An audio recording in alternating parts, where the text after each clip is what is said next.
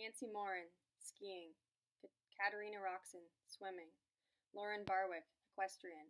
These are just a few examples of the many successful parasport athletes. However, many people may not be aware of these athletes or the type of sports they play because they are not familiar with parasport. Increasing exposure to parasport is important for many reasons. Parasport has the opportunity to provide audiences with spectacular events, but can also improve human dignity and help people understand the value of diversity.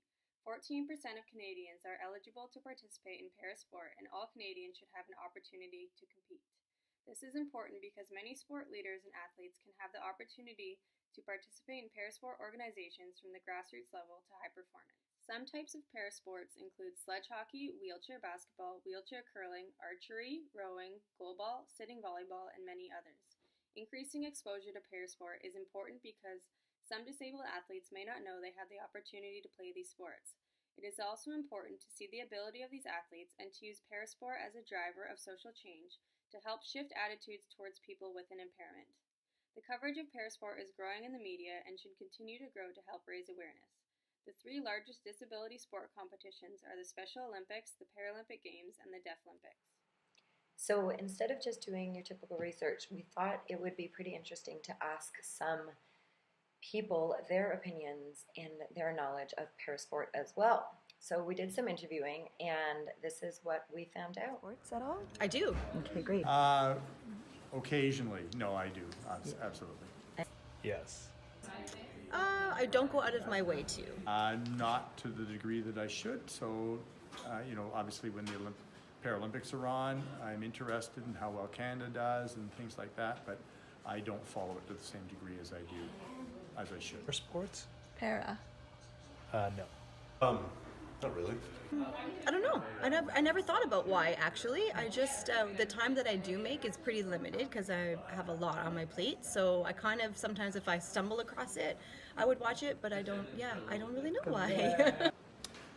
It's a great question. I don't have an answer as to, it's almost like I'm watching sports that I've traditionally always watched, and the para sports are, fairly recent on the landscape. There aren't a lot, other than the Olympics, there aren't a lot of para-sport events that get much attention in terms of television or whatever, so it's almost, some of it is there's not the ability to follow it to the same degree. Absolutely. That's an excuse, maybe. They're not on TV very often. You never know when it's on, so just I'm on the internet, so I don't watch TV. Opportunity to, yes, play a sport with a blindfold on and, that type of thing. So yes, I've done that. No. Only in class when we had to, but not in real life. I've not gone out of my way to do it. Absolutely. I mean, I think it's important to support any athlete, no matter what they're doing, especially if they're from our country. We should be very proud of them.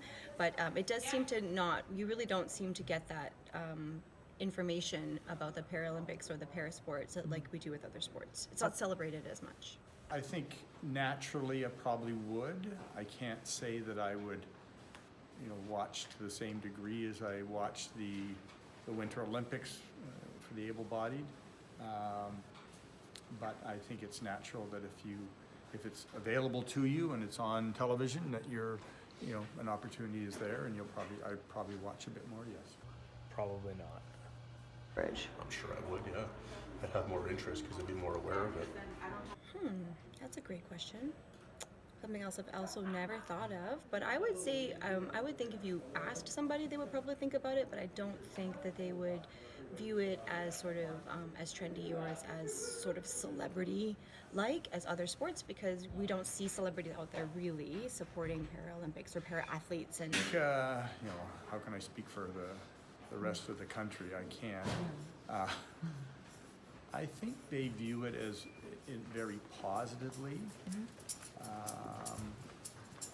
And as a great thing. They just don't have the that interest level. I think some of it is, and I'm just purely speculating now. Let's say you have the Summer Olympics, you have the 100 meters men, 100 meters event, right on the track. You're saying, okay, we're going to determine who the fastest human on the planet is. In parasports, you have so many different categories for that same event, and it's therefore challenging to say that this proves something to the same degree. And I think that, I'm not saying consciously, but I think subconsciously is an impact in terms of how the Paralympics or parasports are viewed. They're viewed as something that is fantastic, very good, they should be going on, and all that sort of stuff, and everyone should be participating in sport. But they don't, I think there's a subtle difference in people's mind, and I'm speculating, I don't even know what it would be for sure, other than what I just said. Society views parasport as an inclusive way to get more people involved in sport, but possibly not as entertaining as other professional or amateur sports. I think society views it as a good thing. I mean, the more people that are active and giving people equal opportunity to participate in things that they enjoy is definitely a positive. But I think also society is a bit non-committal on it. It could go either way. Generally, I think people don't really care or not care.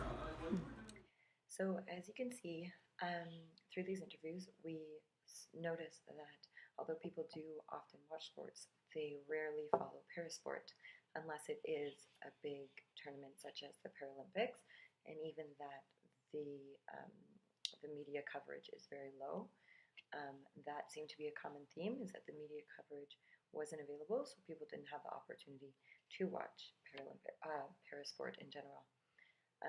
Although interestingly, the viewers from the 2004 Athens Olympics to the Rio Olympics just 4 years later increased from 1.8 billion viewers to 4.1 billion viewers. So the interest is actually there, which leads us to believe that it is just the lack of media coverage is why people are not viewing parasports as often. There are many opportunities to increase exposure to parasport. Increasing the knowledge of leagues like the Ontario Sledge Hockey League by possibly partnering with the Ontario Hockey Associations can help spread awareness of the sport. Demonstrations of sledge hockey could be held within hockey organizations to help people learn about the sport and get first-hand experience. The same can be done with other sports and sport organizations like volleyball and basketball. Giving able-bodied people the opportunity to participate in and join parasport leagues can help increase exposure as well. Another opportunity is to implement programs into elementary schools and high schools to get awareness out. Assemblies and rallies can be held in schools to show the different types of parasports. Professional parasport athletes could come into schools to talk about their sport and share their stories. In addition, parasports could be incorporated into gym classes in elementary schools and high schools so children can learn about them and also get a chance to play them. Some challenges are that some schools cannot afford to have people come in for assemblies or afford to buy or rent parasport equipment such as wheelchairs to use in their gym classes. Another challenge is parasports may not be popular sports for people to watch, and even if there is additional media coverage or additional exposure in schools, people would still not want to watch or participate in them. An event that helped gain a large amount of exposure was the Toronto 2015 Pan and Para-Pan Am Games. The games took place in Toronto from August 7th to the 15th in 2015. The plan for the Toronto 15 Pan Am and Para-Pan Am Games was for them to be fully integrated. This means identifying Para-Pan specific details and plans as part of each phase of Games planning to ensure all Para-Pan preparations are completed prior to the start of the Pan Am Games. Planning also includes a commitment to legacy opportunities, elevating the Paralympic movement both locally and globally, as well as showcasing accessibility. The Parasport games that were played in the Toronto 2015 Games were archery, cycling, road and track, football 5-a-side and 7-a-side, goalball, judo, powerlifting, sitting volleyball, swimming, table tennis, wheelchair basketball, wheelchair rugby, and wheelchair tennis. Athlete classification is implemented to ensure fairness throughout the games. Athlete classification is a unique element of parasport, intended to ensure fair competition. As each sport at any para games requires different skills and competencies, the impact of impairment on the performance of the athletes varies. That's why each sport has its own unique classification rules. To gain more knowledge on the sports played in the Toronto 2015 Games can be found at www.toronto2015.org. Okay, we're going to do a quick history of parasports and Paralympics. So first of all, 1948 was the Stoke Mandeville Games, introduced by Dr. Goodman, who organized the first competition of wheelchair athletes who were actually injured servicemen, and there were 16 of them who competed in archery.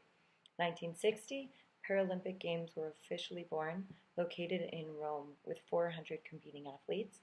1968 is when it gets exciting for Canada because they sent their first athletes down to compete in the Mexico City Paralympics. 1976, Canada hosted their first Paralympics, and they were hosted in Montreal. And now, as we see Pyeongchang, we had 55 Paralympians, and we had the highest medal count we've ever had with 28 medals.